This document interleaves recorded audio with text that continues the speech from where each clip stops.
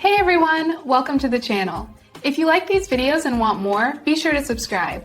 We're here to share content that's simple and useful. Let's get started.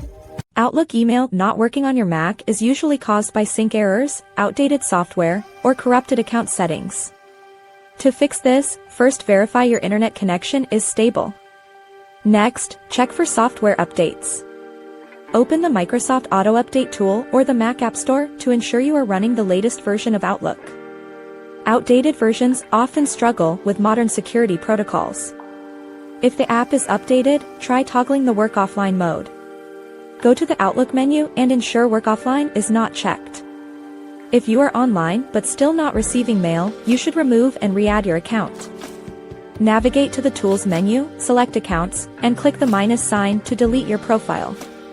Click the plus sign to sign back in. This refreshes the connection to the mail server. Another common issue involves the Mac keychain. Open Keychain Access on your computer and search for any entries related to Microsoft or Office. Delete these saved passwords and restart Outlook to trigger a fresh login prompt. If the problem persists, try creating a new Outlook profile using the Outlook Profile Manager found in your Applications folder.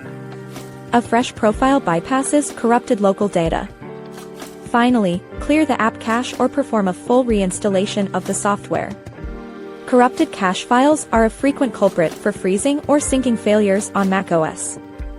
Following these steps ensures your mailbox stays synchronized and functional. Most users find that a simple account reset or a quick update resolves the majority of connectivity issues without needing technical support. Keeping your macOS updated also prevents compatibility bugs with Microsoft services. Thanks so much for watching. If you liked the video, tap the thumbs up, hit subscribe, and ring the bell so you don't miss anything new. See you next time.